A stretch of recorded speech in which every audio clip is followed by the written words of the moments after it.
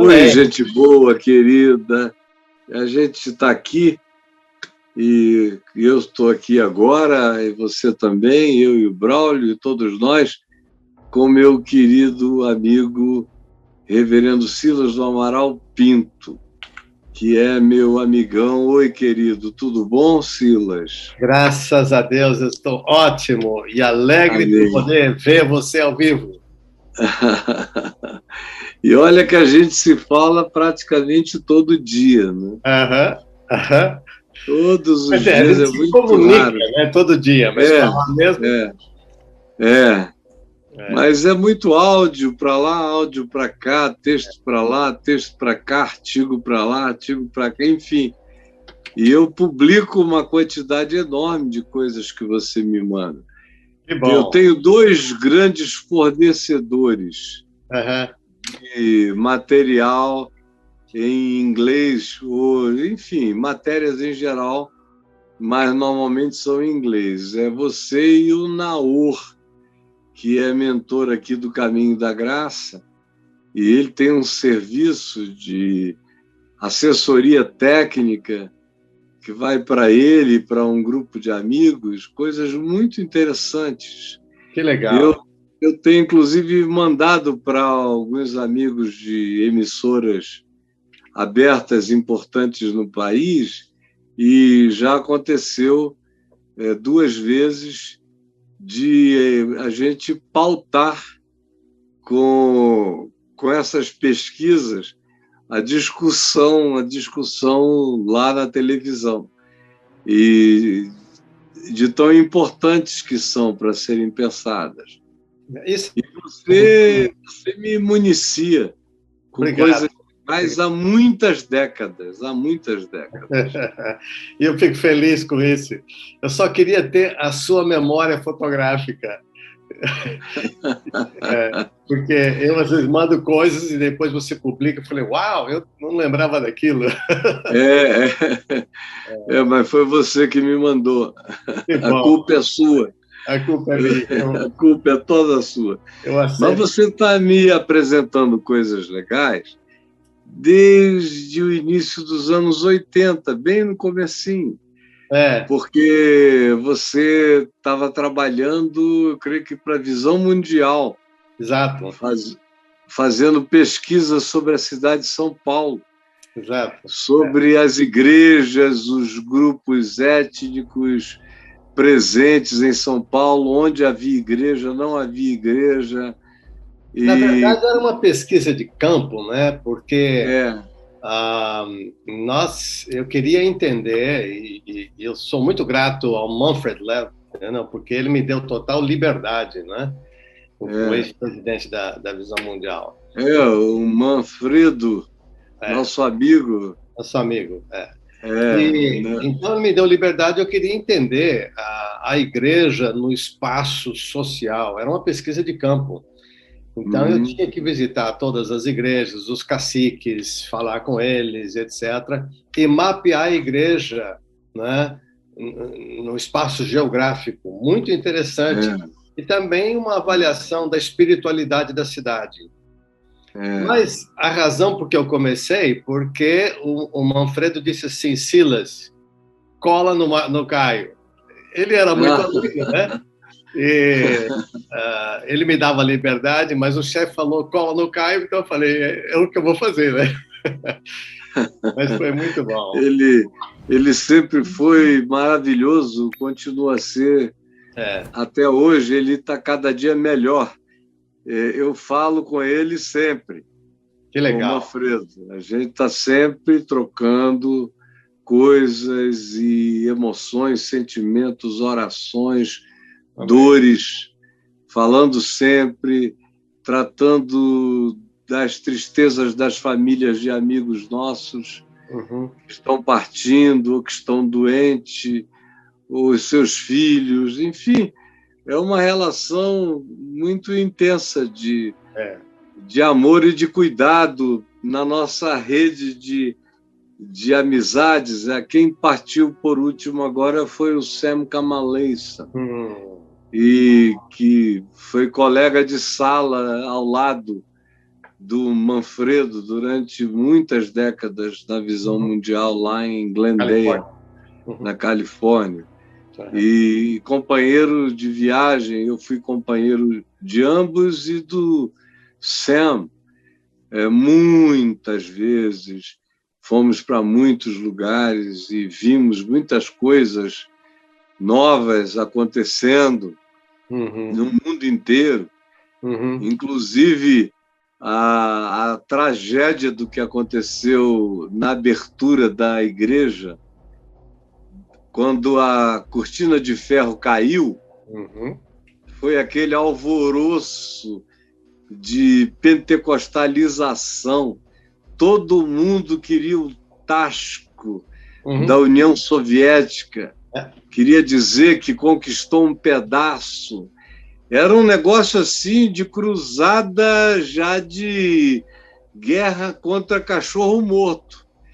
Porque quando a coisa era séria no passado, fora o irmão André e alguns, a maioria orava contra e odiava muito. Você lembra bem. E ainda tinha o Richard Wurmbrand escrevendo aqueles livros trágicos. Torturado por amor a Cristo. E aí, torturados nós também, por amor a Cristo. E aí, pois bem, mas quando começou a ter a chance de abrir, eu me lembro que o Billy Graham foi lá fazer uma cruzada, já era no tempo do Gorbachev, da Glasnost. E aí ele foi, e aí foi uma polêmica do Ocidente, se ele deveria ter ido ou não pregar para comunistas dentro da União Soviética. Você vê só como é que a igreja americana é no mundo inteiro, né? Mas nós começamos a ficar mais próximos depois do movimento de Lausanne em Amsterdã. Antes disso, quer dizer, depois daquilo a gente trabalhou, nós viemos de lá para fazer aquela cruzada quase que lá no Ibirapuera, não foi? Exato. Rapaz, eu até hoje eu tenho dor de estômago quando eu lembro daquela cruzada, porque nós tivemos muito pouco tempo, nenhum dinheiro para encher o estádio lá do Ibirapuera. Só um milagre de Deus. Mas olha, foi um milagre de Deus e foi bênção para a cidade. Foi bênção para a cidade. E aí, dali para frente, a gente fez muitas coisas. Fizemos cruzadas juntos, né? Ribeirão Preto, etc. Araraquara. Gratas memórias. Gratas memórias, aquele cinturão todo ali, paulista, até Ribeirão, a gente fez juntos. E com a presença também do Guilherme Kerr. Exatamente. O Guilherme estava com a gente naquele período ali. Exato. E de lá prosseguimos, aquele escritório em São Paulo, e, enfim, tivemos muitas coisas. Muita história. Muita história. Até que eu fui para os Estados Unidos no fim de 88, e voltei só no início dos anos 90, não, no meio, em julho de 90, depois que o Collor tomou o dinheiro aqui da moçada toda, da poupança. Então, eu voltei porque a Vind estava indo de mal a pior. Eu voltei porque eu me senti culpado. E aí, uma vez aqui, iniciamos o processo que desembocou na EVB em maio do ano seguinte, em maio de 91. Aí você já estava de volta, você tinha estado fora e voltou. Voltei por um pouco de tempo, né? Eu fiz mestrado, voltei para o Brasil, mas com o plano Collor não deu para ficar mais, porque eu tinha um convite para voltar para fazer um doutorado, né? E nunca pensei em ficar aqui, nunca tinha ideia de ficar. Mas uma coisa foi levando a outra, mas é verdade, eu me lembro da gênese da EVB. Você estava lá no centro do professorado paulista.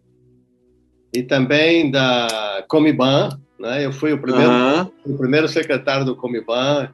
Quer dizer... É verdade. Com o nosso querido André. André, exato.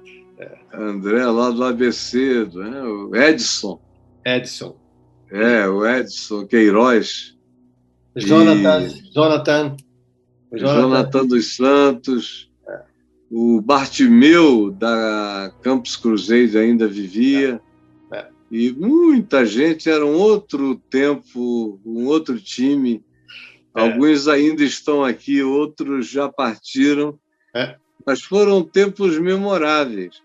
E, Silas, você também sempre teve um dom especial para lidar com empresários e com negócios.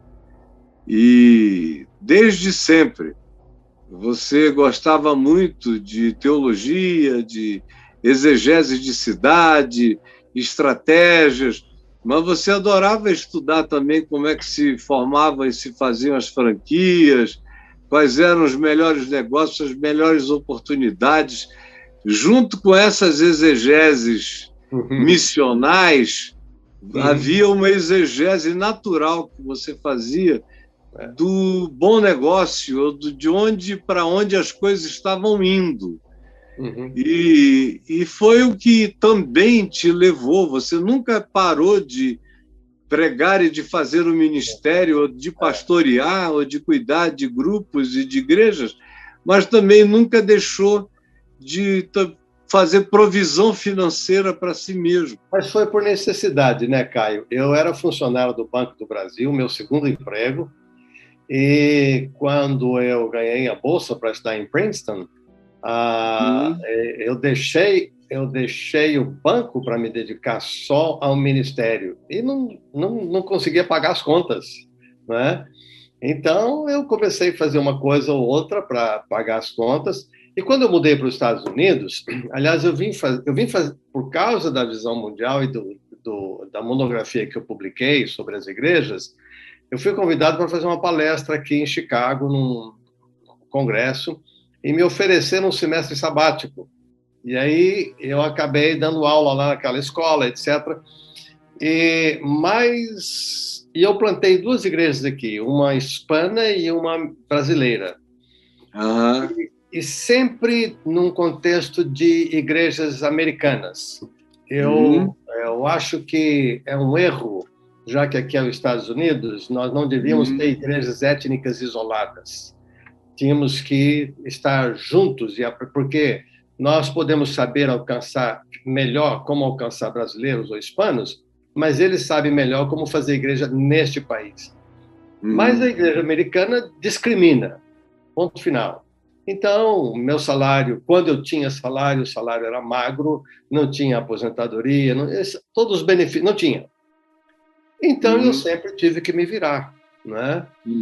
Agora, o prazer de conhecer a cidade, porque eu creio que a missão da igreja, a Igreja Católica tem uma teologia que ele entende que a presença da igreja é uma presença sacramental na cidade. E então nós precisamos escutar a cidade, as vozes da cidade, para saber como a igreja responde à cidade, não é? Eu tenho um pequeno grupo de WhatsApp que chama Fé e Cultura. Então, eu sempre estudei a cultura para entender como é que a fé se expressa na cultura e como a cultura afeta a nossa fé, né? Que é uma dinâmica muito interessante a ser estudada, eu acredito, né? Eu sempre somei essas 2 coisas né? E tem sido uma experiência agradável. E você mencionou Chicago e o Ray Bach. Não foi lá por Chicago que você o conheceu? Porque quem trouxe o Ray para mim foi você. Ray Bach era o guru de missões urbanas. Eu me lembro bem. Eu me tornei associado a ele, né? O contexto americano de você não é um funcionário, mas você é um associado, mas trabalha juntos, não é? E interessante que, então, através da missão que ele era o presidente, Eu tive a oportunidade de visitar vários países, sempre tentando desafiar a igreja a ter uma presença inteligente dentro da cidade, compreender a cidade e ter uma presença sacramental na cidade. Né? Ray Bach era um homem muito brilhante. Ele é vivo ainda, né? Ele é professor numa universidade lá em Washington, no estado de Washington. E ele é o culpado de eu estar aqui, porque ele disse: Cis, você precisa vir aqui fazer um sabático comigo, não é? Porque eu tinha publicado o meu texto, e aí eu fui convidado para dar aula naquela escola, né? Que é um consórcio. Chicago é um hub, é um centro teológico, né? E essa escola era uma escola especializada em missões urbanas. Então, nós tínhamos cerca de 15 escolas teológicas de denominações diferentes, que ao invés de ter um departamento de missões urbanas, eles se juntavam para ter essa escola especializada. E ali eu dei aula durante um tempo, foi uma experiência muito interessante. E me diga uma coisa, embora eu vá perguntar a você, pensando naqueles que vão ouvir, porque é um assunto comum entre nós, frequentemente ou todo dia. Como é que você enxerga o que está acontecendo, de um modo geral, na Igreja Evangélica Americana em relação à política que foi praticada nesses últimos anos, especialmente durante essa sanha do governo Trump? Eu acho que para entender isso, a gente tem que entender a gênese da cultura americana, né? Os Estados Unidos foi fundado pelos puritanos, não é? Que eram cristãos e vieram aqui para fundar uma nova Jerusalém. Essa era a ideia deles, né? E, na verdade, eles queriam uma teocracia. E chegaram até certo ponto ter uma teocracia, mas cometeram muitos enganos, né? Queimaram bruxas, enforcaram pessoas e etc. Né?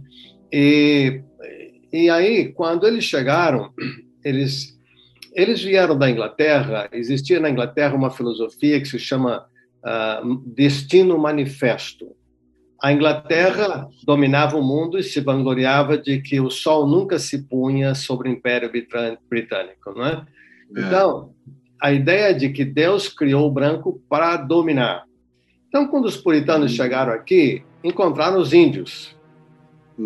Os índios eram guerreiros, os índios moravam aqui há centenas de anos, se não milhares de anos, né? E eles conheciam a terra melhor do que os brancos, etc. Mas os brancos tinham arma. Então, como justificar a expansão? Bom, eles então cunharam a filosofia de que os índios eram diabos asiáticos que foram enviados para destruir a terra. Então, se eles são diabos, né, então pode ser matado, pode ser destruído, né? E assim foram matando os índios e fazendo atrocidades. Mas uma coisa muito interessante é que eles tinham um desejo do saber. As 3 maiores universidades americanas, que se chama a Liga de Marfim, Princeton, onde eu estudei, foi fundada, aliás, por Jonathan Edwards. Ele foi o primeiro presidente, antes dela se chamar Princeton. E Harvard, por exemplo, o terreno onde ela está era de propriedade de um pastor chamado John Harvard. E eu, a mesma coisa. Aliás, o lema de Harvard é por Cristo e sua igreja. Então, a ideia era de que os pastores tinham que ser estudados, tinham que ter conhecimento para poder ministrar. Mas daí veio o The Great Awakening, o grande avivamento. Né? E aí, meu amigo, vem toda aquela história de Charles Finney, etc. Houve uma reação fundamentalista, né, ao conhecimento, infelizmente, e que afeta a igreja até hoje e afeta o resto do mundo. Né? Então, veja bem, a igreja sempre teve um desejo muito grande de estar perto do poder. Lembra que eles vieram para fundar uma teocracia. Então, infelizmente, a Igreja Evangélica Americana se identifica muito com o Partido Republicano. Eu, por exemplo, trabalhei com as igrejas que eu fundei, foram em duas, foi numa igreja batista muito grande e outra numa igreja livre em Wheaton, aliás. Foi em Wheaton, do lado do... se você é evangélico, você é republicano. Então, é uma coisa assim muito triste, porque você veja bem, quando Obama e eles tendem a ser supremacistas, racistas, não é? Declaradamente. Você veja bem a invasão do Capitólio no dia 6 de janeiro, lá cheio de cruzes, cheio do nome de Jesus, pessoas orando, etc. e tal, não é? E está claro, evidente, que foi um movimento supremacista branco. Então, quando Obama foi eleito, diziam que ele era o anticristo. Obama, casado há 25 anos com a mesma mulher, nunca teve história de adultério, nunca teve... Aliás, durante toda a sua administração de 8 anos, ninguém foi processado, né? Mas daí tem o Trump, que é casado 3 vezes, adulterando e tudo mais, né? Casado com uma mulher que também se postava, né, em revistas, né, de uma maneira indecente, etc. Ele é um homem ungido, porque um é democrata e o outro é republicano, né? Por exemplo, agora, a vice-presidente, né, Kamala Harris, ela é batista, mas ela é negra. Então, ela está sendo chamada de Jezabel, né?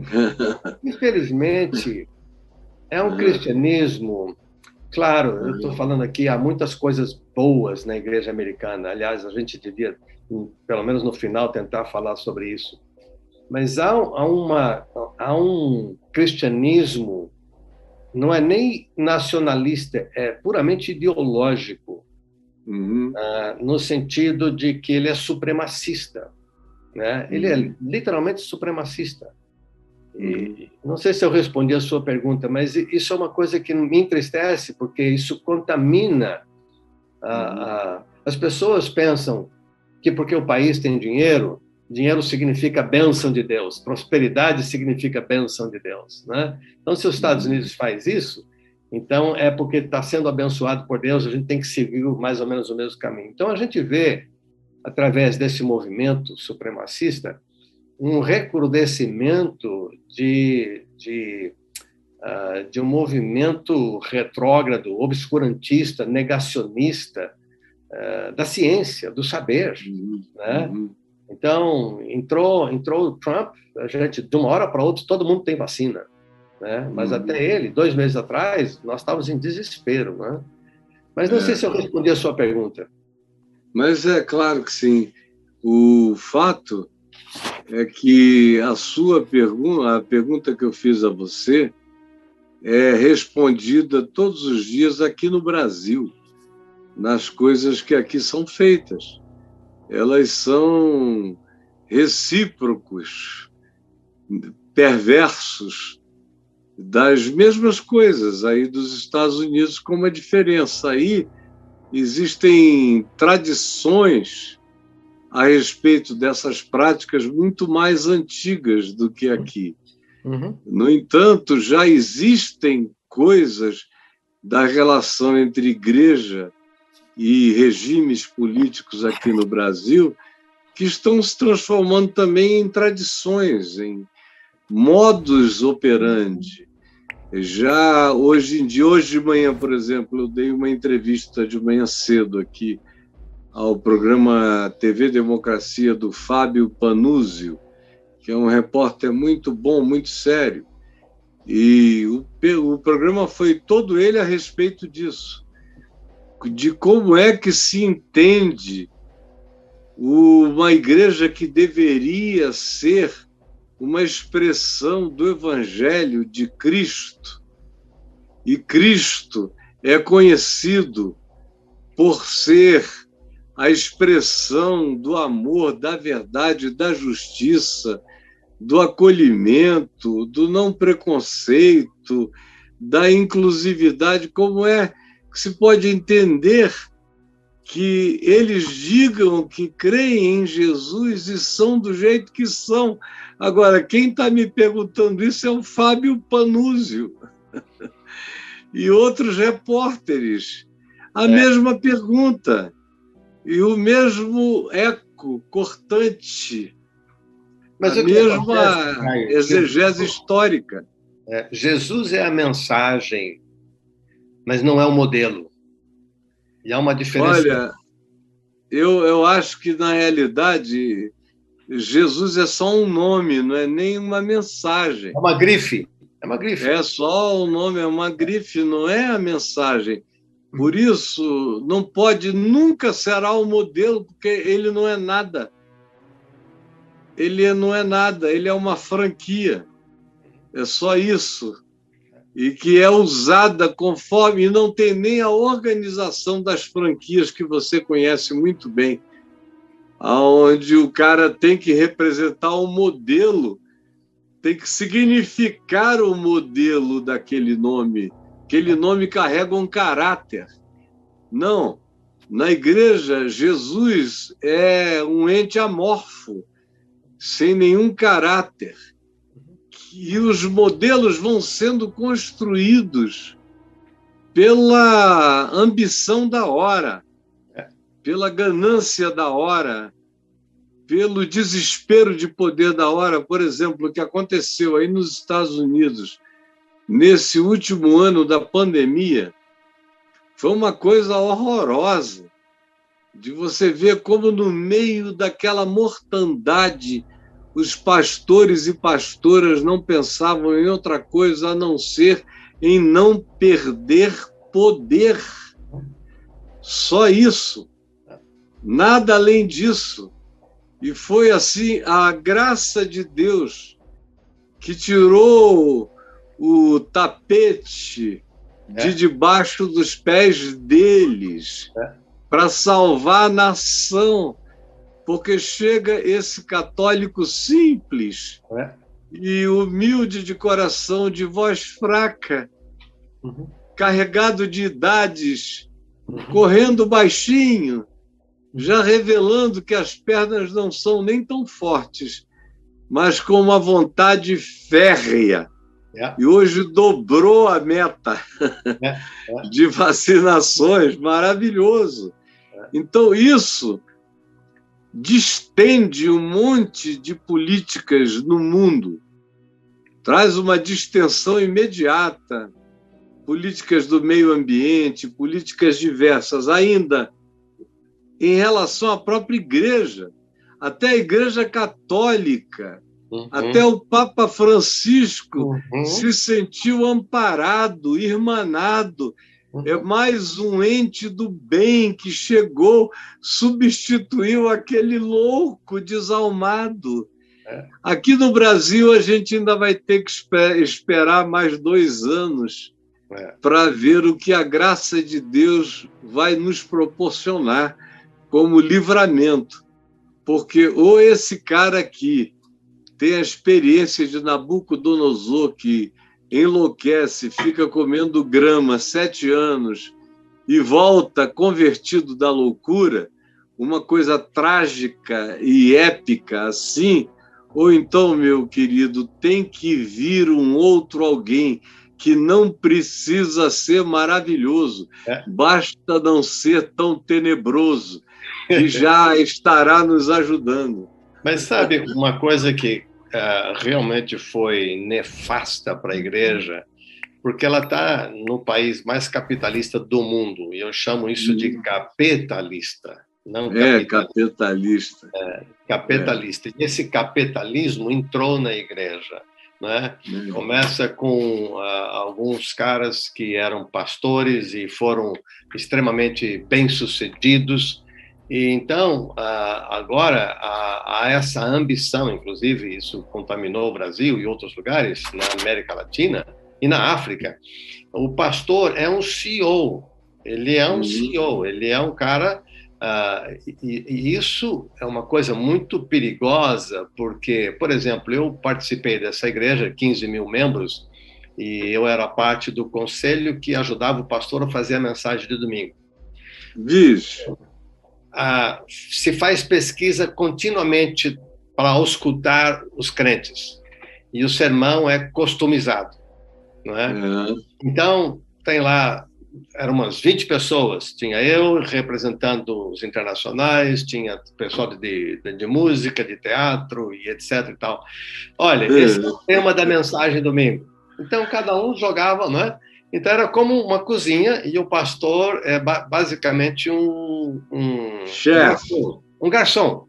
Ele, ali se cozinha toda, a mensagem sai praticamente pronta, né? Então, é um CEO, e há um desejo muito grande de inchaço, de crescimento, né? Por exemplo, nessa igreja aqui, nada de errado nisso se é feito com o propósito certo. Muitos, por exemplo, encenação de Santa Ceia, de Páscoa ou de Natal, contratam gente da Disney, que são cristãos, né? Nada de errado nisso. Mas a igreja, mesmo que não fosse, né? A igreja se torna movida a programas e a shows.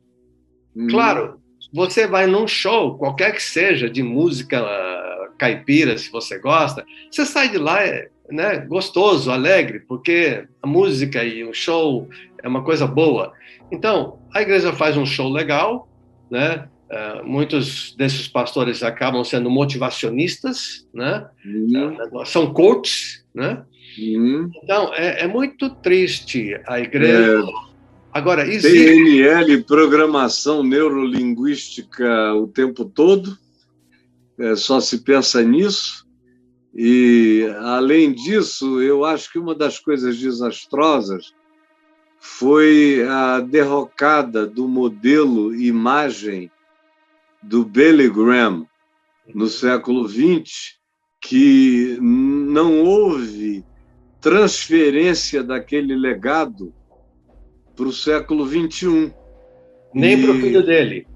Não, pois é, era isso que eu ia dizer. E o próprio DNA dele veio para o século XXI corrompido e corruptor, e totalmente antagônico ao espírito do que o pai pregou, ensinou, defendeu, buscou e proclamou, de modo que quando eu vi ali o Pat Robertson e algumas outras raposas velhas da família do Oral Roberts e de todos os Roberts que você queira, dessas dinastias americanas, sentados à mesa com o Franklin Graham, e todos eles se sentindo amparados à sombra do Billy Graham, na representação das loucuras que propunham, todas contra o Evangelho, era uma coisa de quebrar o coração. Eu telefonava para alguns amigos, especialmente nos últimos 3 anos, aí nos Estados Unidos, e eu perguntava: escuta, o que você está vendo? E eu não vou dizer que amigos eram esses, porque eles têm lá seus próprios nomes e seus interesses e tudo mais. No entanto, eu ouvi a mesma coisa, de que ninguém podia, nem nas piores elucubrações, nem no pesadelo mais funesto, imaginar que o desfecho de décadas e décadas e décadas de evangelização, de pregação, de encontros para evangelização do mundo, em Berlim, e Lausanne, e Amsterdã, e tantas outras coisas, e Singapura, e os CLADs 1, 2, 3, todos financiados pelo mesmo espírito, e os encontros asiáticos variados, tudo no melhor espírito. Vamos fazer Jesus conhecido na nossa geração. E o versículo-chave é: e esse evangelho do reino será pregado em todas as nações, então virá o fim. E aí, de repente, meu amigo, o que acontece é uma loucura. Vai ficando todo mundo surtado para aparecer em capa de Newsweek, de revista Time. Aí vem essa moda do panelão, do cozidão, que quem instituiu de fato isso foi a Willow Creek. Vários já praticavam antes, mas a Willow Creek se vangloriava de ter começado da consulta de garagem em garagem, e de casa em casa, e de manter essas perguntas, o que vocês querem ouvir, era pesquisa de mercado. Aí, quando você faz pesquisa de mercado para pregar o evangelho, não tem como você manter o evangelho não pervertido, porque frequentemente você tem que pregar o evangelho contra a vontade de todos os ouvintes. Você tem que realizar aquele ato profético, ao fim do qual você pergunta: quereis vós também retirar-vos? Porque, se quiserem, podem ir, porque eu não vou arredar um pé disso aqui. Tem muita crença e pouca convicção do evangelho. Muita crença, né? Então, Jesus é uma grife, né? Eu, por exemplo, fui numa igreja recentemente que eu tinha prometido que eu não ia, uma igreja lá de Minas Gerais que mudou para cá, e do dia para a noite, com muito dinheiro e com marketing, etc., eles arrastaram quase a população brasileira das outras igrejas, e do dia para a noite, literalmente, começaram o primeiro culto com 350 pessoas, o segundo tinha 500 pessoas, hoje eles têm alguns milhares de pessoas. Então, veja bem, eu falei assim, eu nunca entro num negócio desse, e não é longe de casa. Mas um dia, por um evento empresarial, etc. e tal, porque eles dão muita ênfase nisso, eu acabei indo lá. Então, o que eu ouvi foi o seguinte, e me deu muita tristeza, para ser bem sincero, porque se diziam coisas estapafúrdias, mas de vez em quando se gritava Jesus, Jesus, etc. Então, quem não sabe é ludibriado, porque você está num lugar em que, primeiro, tem nome de igreja, o cara está com a Bíblia na mão, e ele fala o nome de Jesus, você pensa, esse é o evangelho, porque o povo tem preguiça de ler, tem preguiça de estudar, né?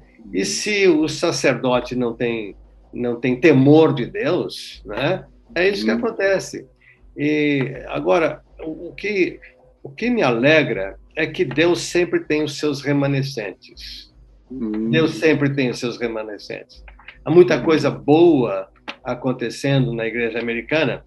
Eu, por exemplo, ajudo um ministério de homens, em que o ano passado, pela primeira vez, fizemos um evento online e nós esperávamos 13 mil pessoas, traduzido para o espanhol e português, e, na verdade, tivemos 50 mil homens. Que legal! Em 13 países, né? Então, há uma carência, há uma necessidade, porque, na verdade, todo esse contexto, isso é que é impressionante. Eu vejo muitos cristãos perdidos, sem rumo, porque eles ficam chocados. O que aconteceu nos últimos 4 anos é uma coisa assim que destrambelhou, estragou a bússola dos cristãos. Porque o que se ouviu e se consagrou como de Deus, não importa o que acontecesse. Por exemplo, eu tenho amigos que me traziam profecias de que o Biden seria deposto e que o Trump voltaria e que houve profecia, mas estou falando de profetas de renome nacional e internacional. Eu falei, gente, é profecia falsa. Então, o que está acontecendo, Caio? Muitos cristãos estão desnorteados e eu creio que isso está gerando 2 coisas ao mesmo tempo, 2 vetores. A nova geração está abandonando a igreja. Para você ter uma ideia, eu tenho uma pesquisa aqui em algum lugar, eu não lembro onde é que eu tomei nota, e até eu ia falar para você sobre isso. achei aqui. Diz o seguinte, cerca de 6 em cada 10 americanos acreditam em Deus, mas apenas 46 creem que Deus tem algum controle na nossa vida. E 30% não creem que Deus fala com a gente. Mas, especialmente a nova geração, está saindo da igreja. O número de desigrejados está alarmante. Felizmente, o Zoom e outros aplicativos, como o Club, por exemplo, né, que agora aparece de última hora, tem alguns desses aplicativos reunindo esses jovens. Há um movimento que veio da Escandinávia, na verdade, chama Movimento de São Tomé. São pessoas que estão machucadas, desacreditadas da igreja, da liderança religiosa. Então, eles se reúnem de modo informal para conversar sobre os valores espirituais, sabe? Não tem igreja, não tem, é um movimento, né? É muito interessante. Então, isso demonstra que há uma fome de Deus na juventude, que a igreja não está suprindo, né? E uma coisa que eu acho que, quando eu penso, por exemplo, em psicologia existe uma coisa que se chama positividade tóxica, né? Esse triunfalismo, né? Como é que vai, meu irmão? Oh, pela graça de Deus, todo óleo, estou na graça, só triunfo, só bênção, né? Positividade tóxica, em que eu não posso ser eu mesmo. Eu não posso ser eu vulnerável na igreja. Eu não posso ser pecador. E é uma incongruência, porque para ser cristão você tem que se confessar um pecador. Mas uma vez que você torna cristão, você já não é mais pecador. Está santificado. Se você se confessar pecador, você está em pecado. Está em pecado, Mas é muito triste. Agora, existe esse movimento de renovação por debaixo do pano, sabe? Acontecendo. Deus sempre tem o seu remanescente. Porque, de fato, o que você mencionou aí nos últimos 2 minutos como sendo igreja, mas a igreja não, os desigrejados só são desigrejados do ponto de vista desse modelão que você descreveu, aludindo a ele como igreja, e que de igreja não tem mais absolutamente nada, é só um eco, é só uma arquitetura institucional. A igreja está, ironicamente falando, aonde essa outra igreja anterior não está, que é justamente essa igreja que apelida esses outros de desigrejados, e que são os que constituem o verdadeiro espírito, o verdadeiro clamor, o evangelho, a verdadeira busca ou a verdadeira prática do evangelho acontecendo no mundo. A coisa que mais me deixou feliz com o evangelho na Terra no último ano foi a notícia do que está acontecendo lá no Irã, com aquela transferência de consciência em código, em silêncio, por causa do perigo da morte, de não poder confessar. É como se dizia na patrística de que o sangue dos mártires que é a semente do evangelho. Então, é aonde essa opressão e essa supressão se tornam absolutos, paradoxalmente, o lugar onde o evangelho mais se expande e aonde qualquer que seja o favorecimento constantiniano que se traga, mais se unge supostamente a igreja com a unção do que corrompe. Então, estranha e loucamente, Deus determinou que o povo dele andará sempre de opressão em opressão, de incompreensão em incompreensão, porque o povo compreendido sendo povo de Deus, deixou de ser. Quando ele é compreendido, é porque ele perdeu o nexo com a loucura divina, perdeu o nexo com a vida inexplicável do poder do Espírito Santo em nós.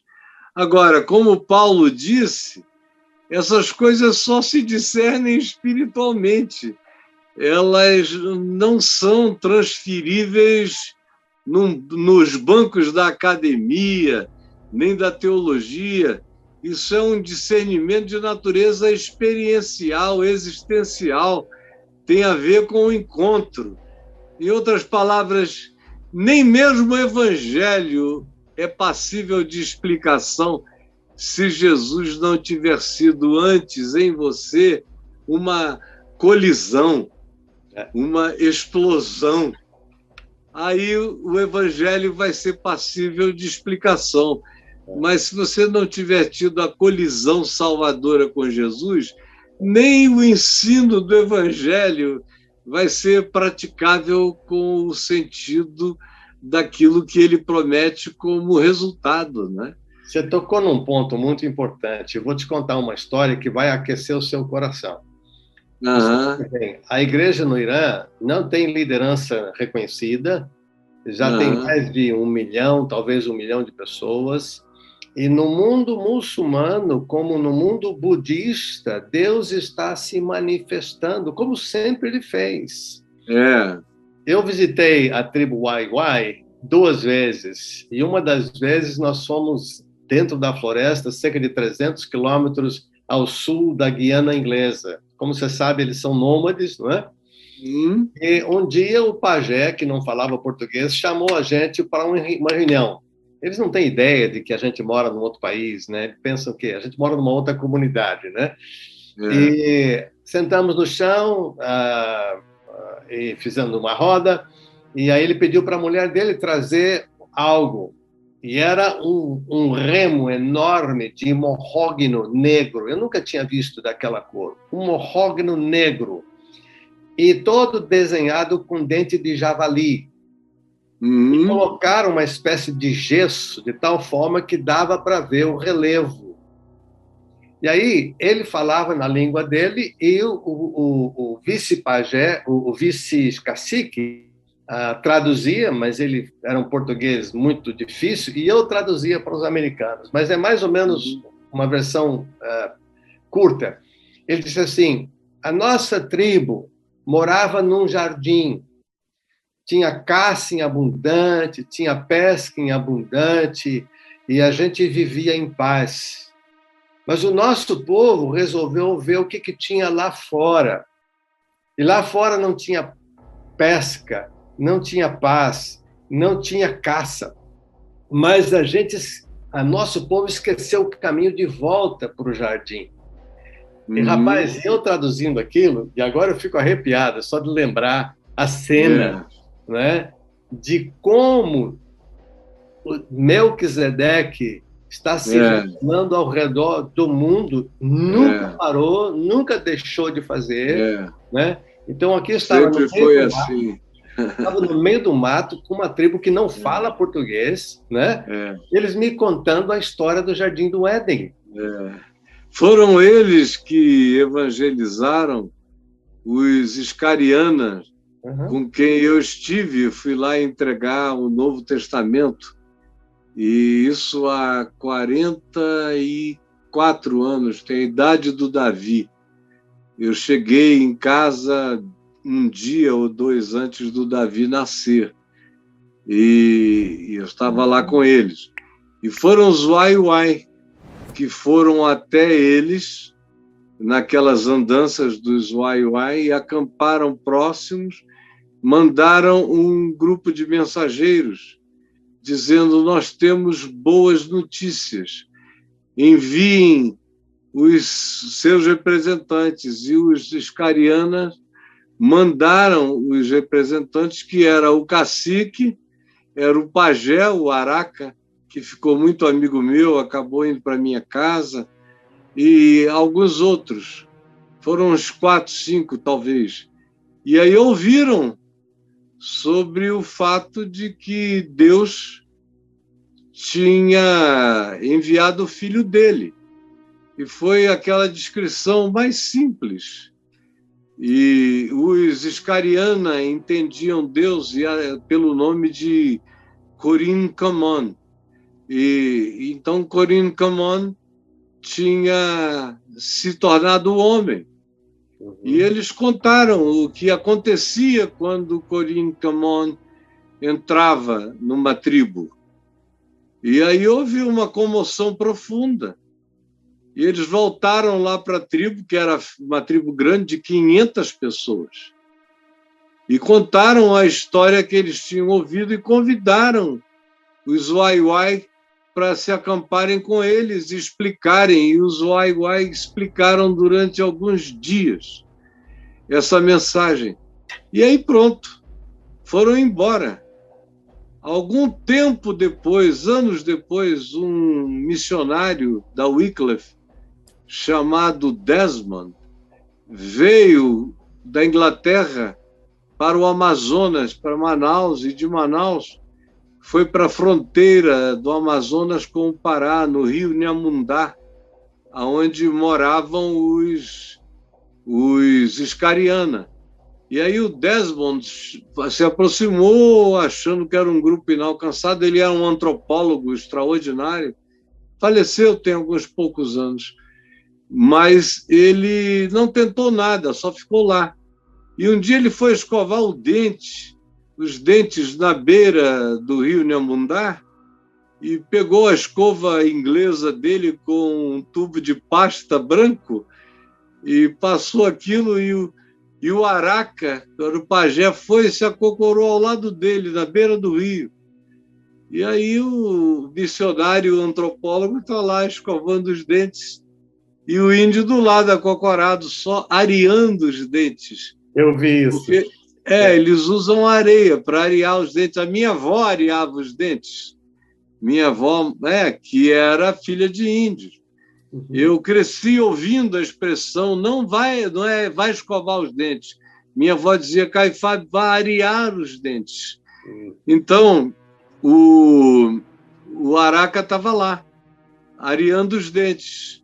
Aí o Desmond levantou dessa história toda e começou a assoviar. Não tinha assunto, não falava nenhuma sílaba da língua deles, coisa nenhuma, começou a assoviar. Santo, santo, santo, Deus onipotente, tuas obras amam teu nome com louvor. Tu somente és santo, só tu és perfeito, Deus soberano e eterno em seu amor. Só que isso assoviado. E aí, quando ele estava no meio do assovio, o Araca aqui do lado dele começou a assoviar também.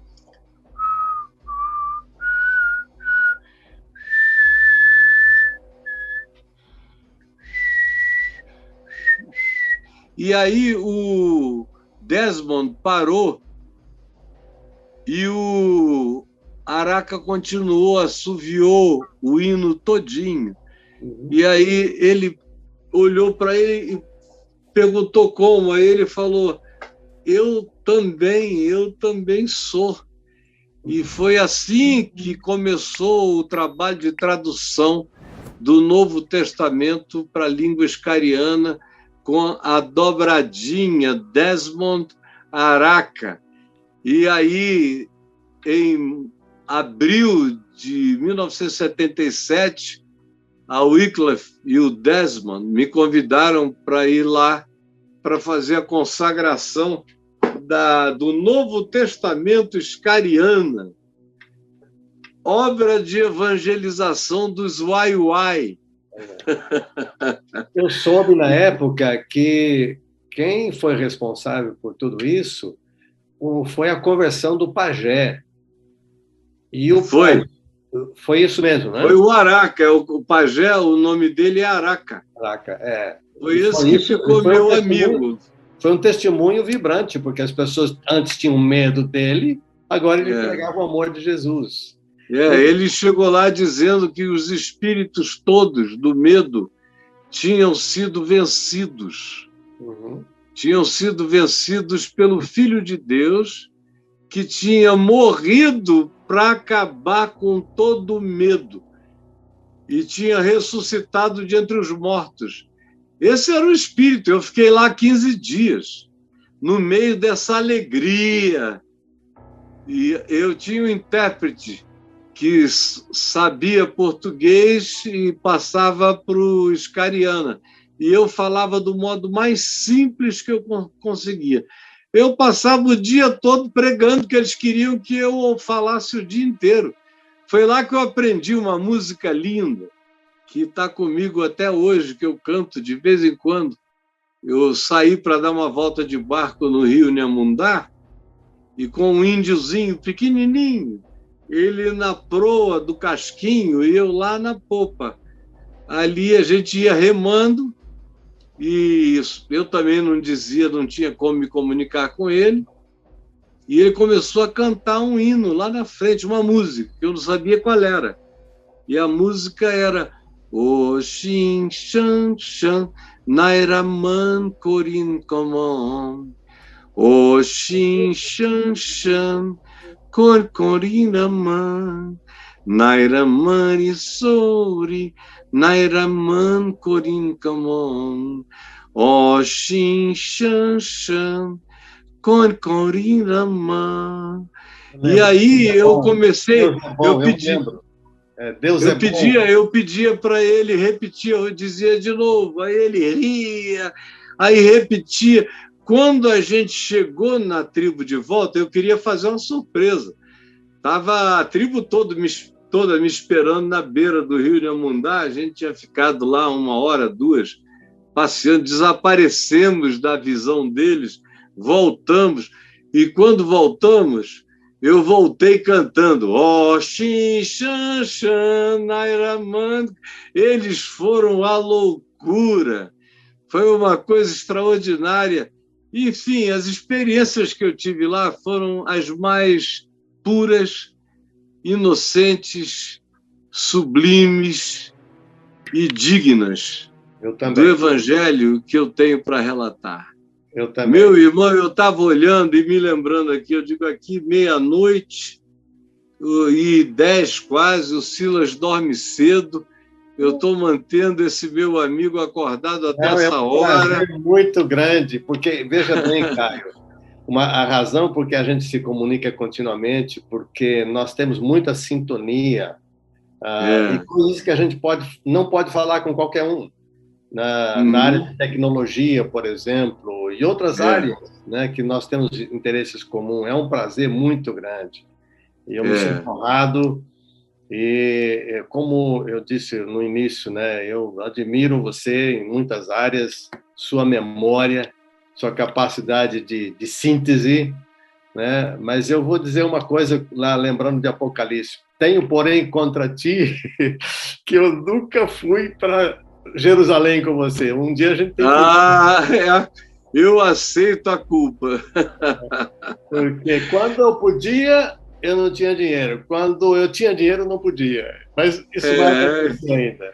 Bom, vamos ver agora, vacinados, quem sabe em 23, a gente já com as coisas um pouquinho mais organizadas, quem sabe a gente vai até Jerusalém juntos. E Turquia? E Turquia também, as igrejas do Apocalipse. E, meu Deus, a Turquia, para mim, do ponto de vista neotestamentário, não tem nada na Terra melhor do que a Turquia. Eu tinha uma passagem para a Turquia, depois houve uma explosão, e eu pedi autorização, a empresa aérea permitiu que eu fosse para a Grécia. Está na minha lista de coisas para fazer antes de eu partir. Por favor, antes de partir, façamos isso e não partamos ainda. Vamos continuar por aqui fazendo outras coisas. Meu querido, muito obrigado, Silas. Prazer é meu. Beijo Deus te abençoe. Deus abençoe sua saúde e estou sempre às suas ordens aqui, a você, ao Braulio e a sua esposa. Um forte abraço.